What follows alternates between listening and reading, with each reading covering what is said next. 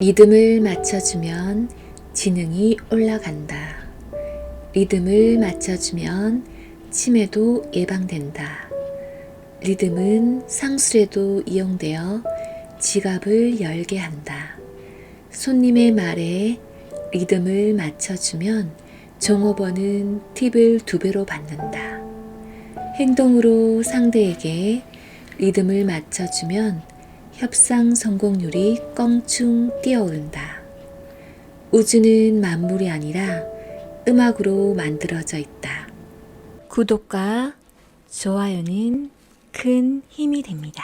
안녕하세요. 책을 통해 행복을 리뷰하는 도용부자입니다.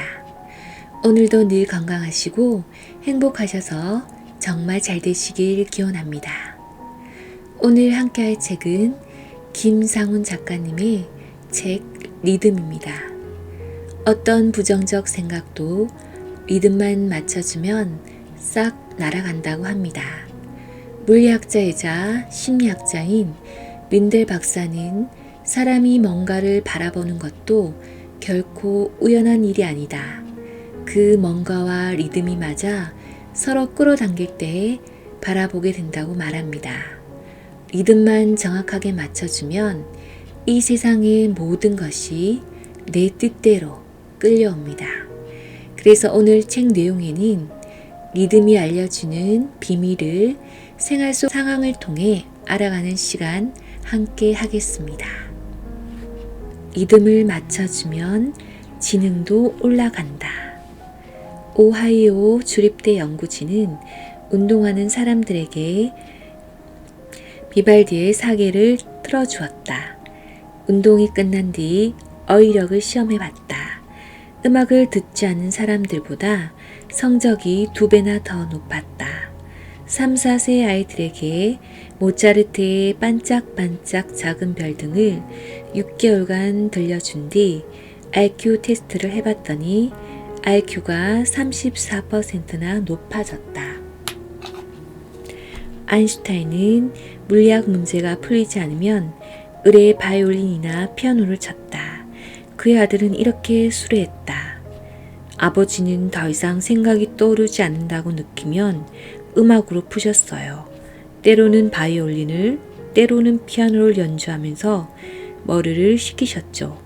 한동안 지나면 다시 밝은 표정으로 연구실로 향하곤 하셨죠. 아인슈타인은 실제로 바이올린과 피아노를 내 친구들이라고 불렀다. 리듬을 맞춰주면 치매도 예방될까? 엘버트 아인슈타인 의대 연구진은 무려 21년간에 걸쳐 500명 이상의 삶을 추적해 보았다. 어떤 활동이 치매 예방에 가장 효과적이었을까? 여러 가지 정신적, 육체적 활동 가운데 독서를 즐긴 사람은 35%, 일주일에 4회 이상 십자 말풀이를 한 사람은 47%나 치매 발생률이 떨어졌다. 그런데 더욱 놀라운 사실이 드러났다. 습관적으로 춤을 즐긴 사람은 치매 발생률이 무려 76%나 낮았던 것이다. 왜일까? 춤을 출 땐 몸과 마음이 리듬을 타고 움직인다. 춤이 두뇌의 리듬을 일으키니 치매가 끼어들지 못했던 것이다. 리듬은 상술에도 이용된다. 백화점의 포도주 코너, 세계 각국에서 수입된 포도주를 살피던 한 고객이 독일산 포도주를 고른다. 왜 하필 독일산 포도주를 사셨나요? 가격이 괜찮아서요. 혹시 독일 음악 때문에 독일산을 사신 건 아닌가요? 독일 음악요? 매장에서 독일 음악이 흘러나오고 있나요? 고객들은 절대로 자신들이 리듬에 끌려 특정 포도주를 선택했다고는 생각하지 않는다. 하지만 영국 레스포 대학의 노스 박사가 조사한 바에 따르면 그들은 모두 속고 있다. 백화점이나 슈퍼마켓에 프랑스 음악을 틀어놓는 날은 고객들의 77%가 프랑스산 포도주를 사갔다. 독일 음악을 들려주는 날엔 73%가 독일산 포도주를 사갔다. 하지만 실험 대상이 됐던 고객 44명 중 겨우 1명꼴만이 음악 때문에 특정 포도주를 골랐다고 대답했다. 리듬으로 지갑을 열어놓게 할 수도 있을까? 노수 박사는 음식점 손님들에게 클래식 음악과 팝 음악을 들려주고 손님들의 주문 내용을 관찰했다. 클래식 음악을 들려주자 손님들은 팝 음악을 들을 때보다 1인당 평균 10%나 더 많은 돈을 소비했다. 텍사스 공대의 아레니는 포도주 상점에 클래식 음악을 틀어놓으면 팝 음악을 들을 때보다 손님들이 평균 3배 이상 비싼 포도주를 사간다는 사실을 밝혀냈다. 하지만 패스트푸드 음식점에서는 절대 클래식 음악을 틀어놓지 않는다. 대신 템포가 빠른 음악을 들려준다. 손님들이 빠른 음악을 들어야 음식을 씹는 속도가 빨라지기 때문이다. 이렇게 먹고 일어서야 음식점은 회전율을 높여 매출을 증가시킬 수 있다. 한 음식점 종업원들이 손님들의 말에 리듬을 맞춰 보았다. 비프 스테이크 2개 주세요. 네, 비프 스테이크 2개요. 미디엄으로 주세요. 네, 미디엄으로요. 이렇게 리듬을 맞춰주니 팁을 주는 손님들이 78%나 됐다. 리듬을 맞춰주지 않을 경우 팁을 넣고 가는 손님들은 52%에 불과했다. 더 놀라운 건 팁의 액수였다. 네덜란드의 심리학자 바하렌이 실험해봤더니 리듬을 맞춰줄 경우 팁의 액수는 평소보다 무려 100%나 늘어났다. 신경분석학자인 해리스는 가정이나 직장에서도 상대의 말에 리듬을 맞춰주라고 조언한다. 상대가 말한 문장을 슬쩍 되풀이해서 주거나 요약해서 반복하는 식으로 말이다. 예컨대 그러니까 부장님께서는 예산을 좀 낮게 잡았으면 좋겠다 이런 말씀이시군요 라는 식이다. 그럼 상대는 내가 자신과 리듬이 척척 맞는다고 믿게 돼 나를 좋아하게 된다. 행동에 리듬을 맞춰주면 어떨까? 조직 행동학자인 매덕스는 MBA 학생들에게 협상을 시키면 성공률이 고작 12.5%에 머문다는 사실을 발견했다. 그래서 이번에는 이렇게 지시해 보았다. 협상 중 상대가 의자 등받이에 등을 기대면 여러분도 살며시 기대 보세요. 상대가 다리를 꼬면 여러분도 따라서 꼬고 그런 식으로 계속 리듬을 맞춰주세요. 이렇게 리듬을 맞춰주자 협상 성공률이 67%로 껑충 튀었다. 해리슨이 면접 시험 때 면접관의 목소리와 높낮이, 말의 속도, 제스처 등을 유심히 살펴보고 그가 알아채지 않도록 유의하며 리듬을 맞춰주라고 주문한다. 예컨대 면접관이 의자에 앉아 있다가 다리를 좌우로 흔들면 나도 몇 초 후 슬며시 다리를 좌우로 흔든다. 또 면접관이 대화를 나누다가 천장을 바라보면 나도 잠시 후 천장을 바라보며 대화를 계속한다. 면접관들은 자신들과 리듬이 맞는 응시자들을 합격시키고 싶어하기 때문이다. 신기한 일이다.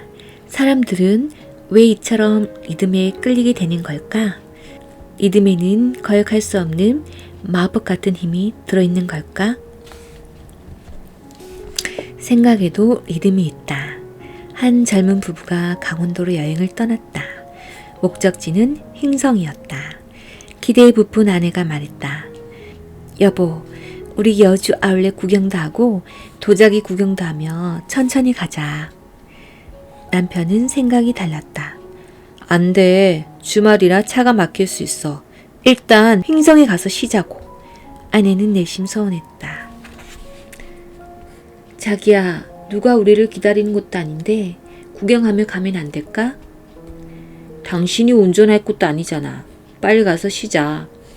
횡성에 도착하자 남편은 횡성 한우를 먹으러 가자고 했다. 반면 아내는 지방 특산물인 더덕구이를 먹자고 했다. 한우는 집에 가서 먹어도 되잖아. 자연산 더덕구이를 한번 먹고 싶은데. 그래도 행성하면 한우니까 한우를 먹자고. 대화의 리듬이 맞지 않으니 여행의 흥도 깨지기 시작했다. 고기를 먹으면 우천면을 지나서 진빵 간판이 질비한 곳이 나왔다. 우리 진빵 먹으러 가면 어때? 난 진빵은 질색이야. 배고프지도 않으니 그냥 가지 뭐. 그럼 더우니까 계곡에서 놀다 갈까? 둘이서 뭐하고 놀아. 빨리 가서 숙소부터 잡는 게 낫지. 남편은 쉬지 않고 차를 몰아 산속의 펜션에 숙소를 잡았다. 어휴, 피곤해. 나 잠깐만 잘게. 남편은 눕자마자 곧 코를 골았다. 아내는 산속의 펜션이 무섭게 느껴졌다. 골아떨어진 남편을 깨울 수도 없어 무료한 하룻밤을 보내야 했다. 아침에 눈을 뜬 남편은 밥부터 찾았다. 어휴, 배고파. 밥 먹으러 나가자. 이 시간에 문 연 식당은 없어. 일단 라면이나 끓여 먹고 좀 이따가 아침 겸 점심 먹으면 어때? 공기 좋은데 산책하러 갈까? 난 TV 보고 있을 테니까 혼자 갔다 와. 아내는 어쩔 수 없이 남편과 음식점을 찾아 나섰다. 가는 길에 허브 농장이 눈에 띄었다. 허브 농장에 들러볼까? 난 허브 향은 아주 싫어. 차 안에서 TV 보고 있을 테니까 혼자 다녀와. 이튿날 아침이 되자 남편은 차가 막히기 전에 출발하자며 서둘렀다. 일단 강원도를 벗어나는 게 좋으니까 아침은 휴게소에서 먹자. 아내는 마침내 참고 참았던 눈물을 흘렸다. 여행이 뭐 이래? 이럴 거면 뭐하러 왔어? 왜? 내가 뭘 잘못했는데? 그래, 잘못한 건 없어. 남편이 잘못한 건 없었다. 단지 서로 생각의 리듬이 맞지 않는 것뿐이었다. 기차를 타고 가는데 옆자리에 앉은 사람이 말을 걸어온다. 오늘 비가 참 많이 오네요. 나름대로 운치가 있지 않아요? 난 비 오는 날은 딱 질색인데. 어디까지 가시죠? 전 대전까지 갑니다만. 난 부산까지 갑니다. 부산이 고향이신가요? 저도 부산에 자주 가는 편인데. 아니요.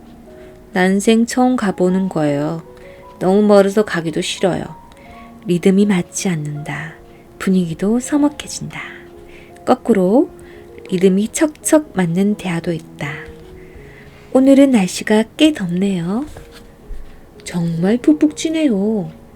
이렇게 더울 땐 에어컨 빵빵하게 틀어놓고 그냥 사무실에 콕 박혀 있는 게 최곤데.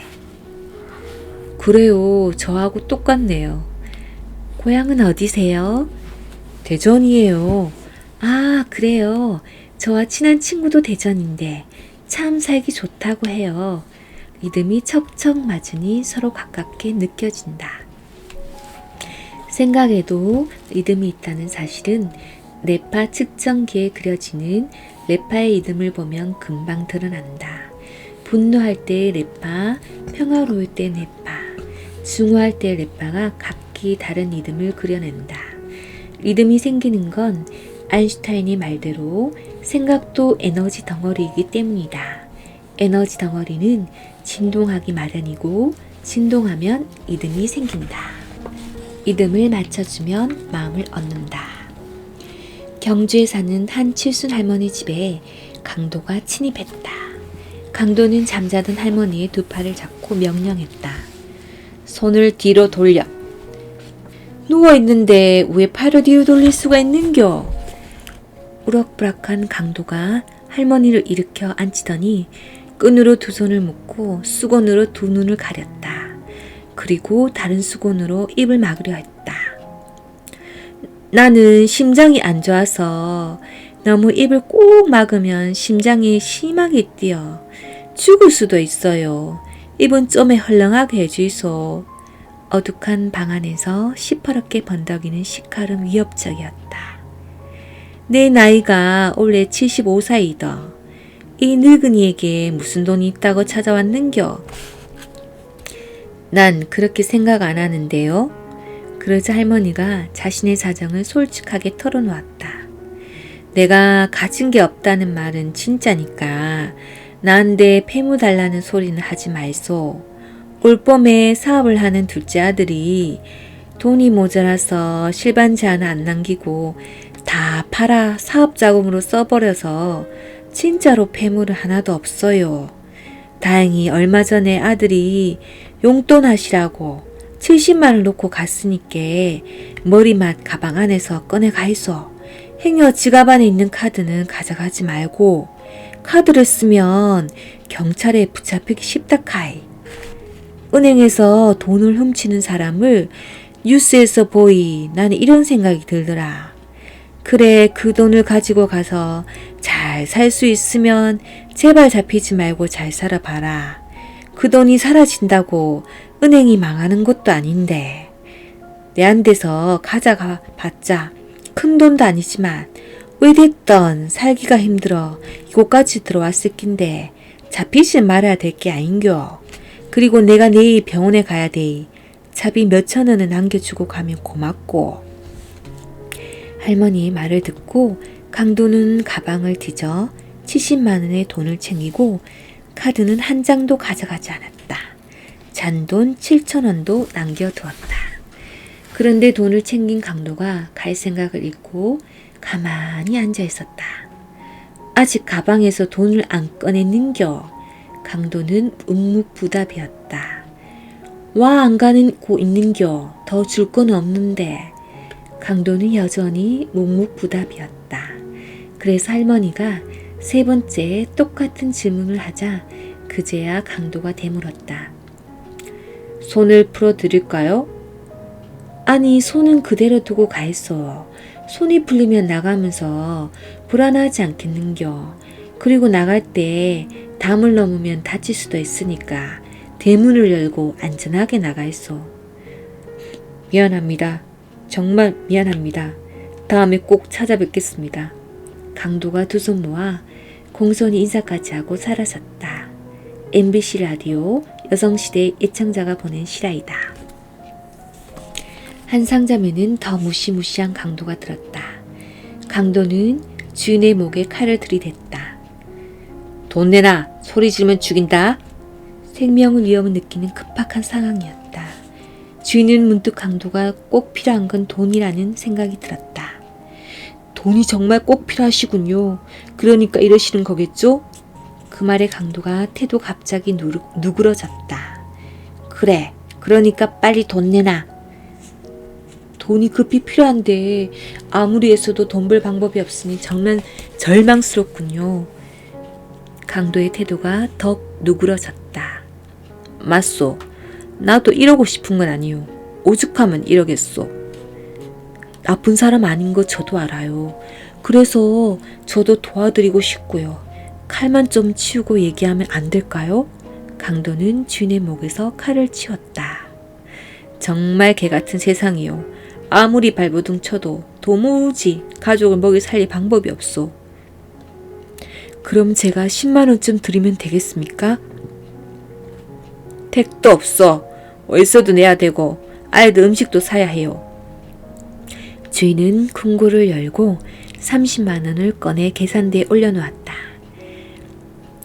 이만큼만 드릴 테니 나중에 이만큼을 필요한 사람에게 도와주십시오. 미안하오. 나중에 기회가 되면 갚겠소. 강도는 이 말을 남기고는 어둠 속으로 사라졌다. 그로부터 6개월 후 가게 문을 열던 주인은 깜짝 놀랐다. 누군가가 눈 밑으로 두툼한 봉투를 넣어두었기 때문이다. 그 속엔 편지가 들어있다. 요즘 저는 직장에 다니며 잘 지내고 있습니다. 그때 주신 30만 원을 되돌려 드립니다. 사장님께서 제 삶을 바꿔놓으셨습니다. 감사합니다. 편지를 읽는 주인의 눈가가 촉촉하게 젖어왔다. 늘 어려운 사람을 도우며 살라던 어머니가 떠올랐기 때문이다. 모든 리듬은 정교한 법칙에 따라 움직인다. 주파수가 비슷한 리듬은 서로 끌어당긴다. 그래서 리듬만 맞춰주면 아무리 단단해 보이는 것도 움직이기 시작한다.